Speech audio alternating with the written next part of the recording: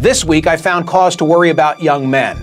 This headline from The Hill, it caught my eye. According to the latest National Healthcare and Quality Disparities Report, nearly 20% of children between ages 3 to 17 have a mental, emotional, developmental, or behavioral disorder. The ONS data that came out a couple of weeks ago that said for the first time ever since records began, 50.1% of women are childless by 30.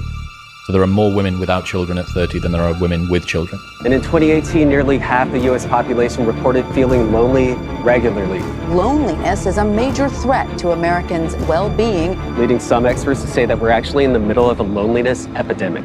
This video series is made to give you information to form healthy relationships and lifestyles. You, the viewer, give your thoughts on each question down below in the comments and help us create a community of men and women uplifting each other. Young men and women are finding it increasingly difficult to form relationships. There are many indicators of why this is happening, but to sum it all up, there is a disconnect between men and women that is causing a divide amongst ourselves. The inability to socially connect can have major consequences in a person's life. What are some of the long-term effects of people not being able to form relationships? So when I think about this, I'm gonna break this into two parts, because I think this is kind of a two-part question, particularly when it comes to the young people with the relationship problems that we've had in between, the disconnect, like you said, between men and women. You see it on social media. It's very divisive. It's something that has been permeating for the last few years, and I think it's getting perpetuated because of the increase in social media usage. But all in all, man, we need one another. Let me just say that, right? All in all, we need one another. So that disconnect is rooted in being right rather than getting it right. I feel like each side is right, trying to get right. You know what I'm saying? Get it right in the sense of, these are the things that we need. These are the things that we need. And we're not trying to find a way to meet in the middle and say that we need one another. And healing on both sides can only happen if we both, accept responsibility and committed to moving forward. And so for the young people, I know it is a little bit harder for us to find this love. And again, social media perpetuates all of these things that we've gone through, and distrust and mistrust and the things that's happened to us. But we need one another. And I think meeting in the middle is the best case scenario. And so I understand some of the where it's rooted at for women, growing up with women, but I also understand where it's rooted at for men. I think all of us are just trying to find an equal balance of how do we come together? Because at the end of the day, we can't just be at odds with one another. Like there's no solution in that. And just getting it right and saying, I'm going to stand on this hill and, we're going to be the right people in this regard, whether it's, forget all women or forget all men or whatever the case may be, that doesn't get us anywhere, right? Actually, it makes the division even worse. It spreads us further apart. And it's something that bothers me. I think that the next step forward is for us to say, this is the things that we have got wrong. And this is the things that we're willing to give up to let, hear one another out for some of the needs and the wants that we need. And so that healing can only happen from both sides, right? And that's something that I think we both have to take responsibility and meet at the table and say, look, it doesn't matter where we were before or some of the things that happen. I'm not going to say it doesn't matter, but more so what matters most is how do we move forward? Like, let's not get stuck in this realm. And so that's my piece on the relationship piece, or where men and women are disconnected, particularly in our generation right now. Some of the long-term effects of not being able to form a relationship is rooted really in evolutionary psychology, right? So humans are naturally social beings. We're communal people. We want to be within a community. We want to be around other people. We want to be social. We want to feel love. We want to feel all this affection because that is our natural state as human beings in terms of our scientific makeup, right? So it's atypical for us to be alone. And in an individualistic society, I know that's kind of pushed, but I think that's kind of exacerbating some of the things that we're going through. Is we're pushing individualism, do it on your own, yada, yada. And it's a turmoil because it's a dichotomy. It's going against our social nature, our whole being to be by ourselves. That's an atypical thing.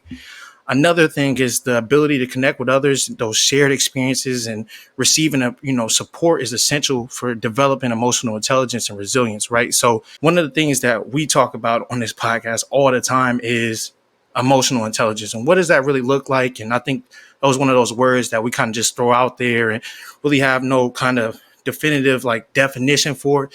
And I can go through the textbook definition of it, but I think the best served way of going about talking about emotional intelligence is being in tune with what is going on within yourself as emotionally moving forward, right? And some of the things that's going on in that turmoil, and it could be just recognizing the emotion first and then knowing what to do with those emotions is the second part. You can only get those experiences by dealing with other people, right? So the ability to connect with one another and those shared experiences and to receive that support, you have to have that rapport with one another to know and develop emotional intelligence. Because if you're relying on oneself, you're not going to know how to do it, right? And resilience is not built through just self. It's built through some of the experiences that we have with one another. So that is one of those parts of emotional development, of you needing to be around other people to continue to develop that pact or that kind of callus on life in terms of bringing yourself together and to being able to identify and deal with your emotions in a positive manner. You have to find some self-fulfillment in life, right? And a purpose in life. So I feel like your life satisfaction is going to be a little bit down if you're not around other people. If you're just kind of on this journey alone, it's not really fulfilling. Like if I'm just doing this on my own, I mean, it could be kind of fill my cup to a degree. But again, going back to my earlier point, we want to be loved by one another. We want to feel affection. We want to feel validated, and knowing that what we're trying to get at is really, really important, and other people feel that same way, right? So we can only have that in terms of if we have that connection with others as well. Our life satisfaction can go down really, really in a major way if we are not surrounded by those people that love us. And then difficulty, we've discussed it a lot. It's just, as young professionals, difficulty in the workplace. We talk about soft skills all the time, like the ability to connect with people, the ability to work with one another, taking a back seat, being a leader. Like it can lead to that. If you don't really know how to communicate with people, that could lead to a lot of difficulty, and it can really lead to difficulty advancing in the ranks as well. If you don't really know how to communicate and properly talk through things with coworkers or colleagues or anything of that nature, you have to develop those skills. And that can only be done if you have practice with developing those skills through previous relationships, through family members, through friends.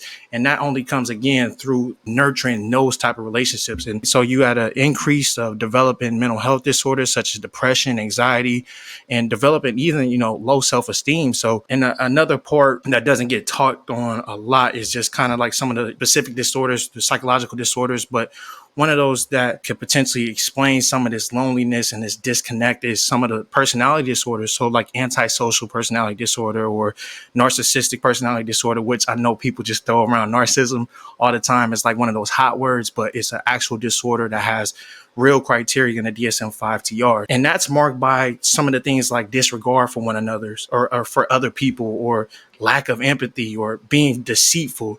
Like those markers or those criteria for that. So there's a lot of people that, even though it's a rare occurrence for these antisocials and these narcissistic personality disorders, there is a lot of people that might be going around that's undiagnosed, and that might indicator of some type of disconnect within the brain and on a scientific level that is leading to loneliness or leading to not having, being able to connect with people on a good basis. One of the illustrations I would give is if you're a fan of Raising Kanan, right? Ronnie is like the new hot topic, and like he talks very stoic and all that type of stuff, but his lack of empathy for for others, and that deceitfulness and that just self-centeredness is an embodiment of personality disorder. I would diagnose him on that regard, but I think that is a great visual of what somebody in their brain chemistry of somebody that could have a personality disorder and cannot really have that empathy for another individual because of that said diagnosis. And then lastly, it's the physical health challenges. So they go hand in hand with mental health.